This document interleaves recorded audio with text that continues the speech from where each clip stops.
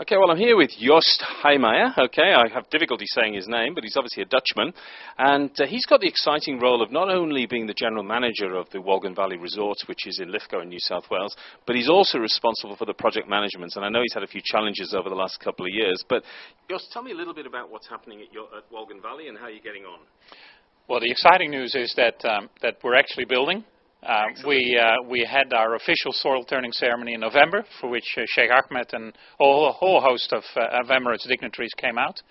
But construction started in earnest, and we're in our fourth month now, so we're actually looking good. We could do with that with a little bit less rain, and I didn't think I would ever say that, but no, construction is going well. Excellent. Well, just in terms of the developments, I mean, tell us a little bit about the resort, because it's in this pristine location in the Blue Mountains, on the western side of the Blue Mountains. So tell us a bit about what consumers can expect to see at Wolgan Valley. Well, first of all, fantastic scenery. We're very lucky. We have a 4,000-acre property that sits in between two national parks. It is a part of the Blue Mountains that people actually never get to see, because they feel that when they've seen the Three Sisters in Katoomba, that is what the Blue Mountains is. We're also very lucky that the resort is exceptionally private. We occupy 4,000 acres where we only build on 2% of those 4,000 acres. A very small, very high-end, environmentally friendly resort. 40 individual cottages that are clustered around a main building that looks like a homestead. What would somebody expect to pay? I mean, I know it's a top-end resort, and you've got Al Mahar in Dubai as well. What would somebody expect to pay in somewhere like Wolgan Valley in the future? I mean, you maybe haven't set your prices, but you might have some ideas.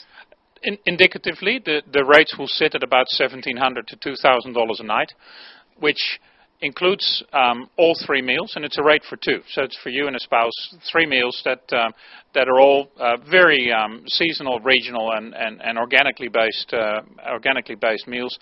And it's not just that; it also includes two nature-based activities on the property. So you could either join us in a four-wheel drive tour, a wildlife spotting trip, maybe a bit of four-wheel driving or a mountain bike tour. We actually have stables on the property with 12 horses. So for those that are able to ride, they could use our horses.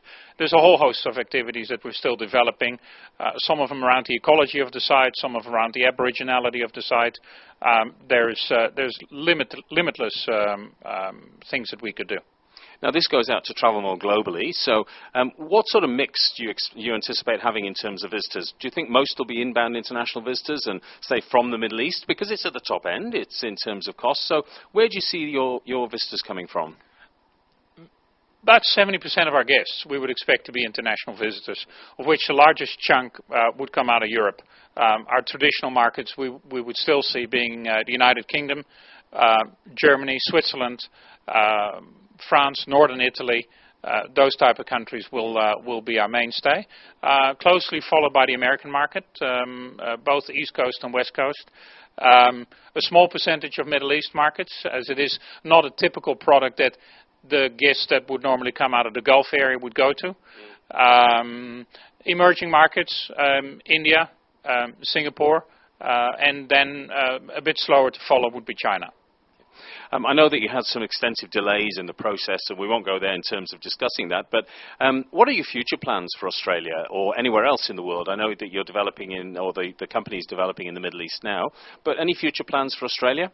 Yeah, we're Emirates Hotels Australia are part of Emirates Hotels and Resorts, a separate division from the airline, of course, based out of Dubai. We're quite aggressive at the moment. We've just opened our second property in Dubai called the Harbour Hotel and Residence. In a couple of months, we're opening another property called Green Lakes. We've just announced two properties in the Seychelles that will open in 2010. Emirates Wolgan Valley will open in 2009. The idea is to get this up and running and prove to the local market as well as international market that this is a concept that works. And we're looking at rolling out 2 or 3 more properties around Australia in time to come. And I'm sure Sheikh Ahmed is waiting to see some money come in from Australia, from his investment here. But it looks a fabulous property. And can you tell us what we're looking at here?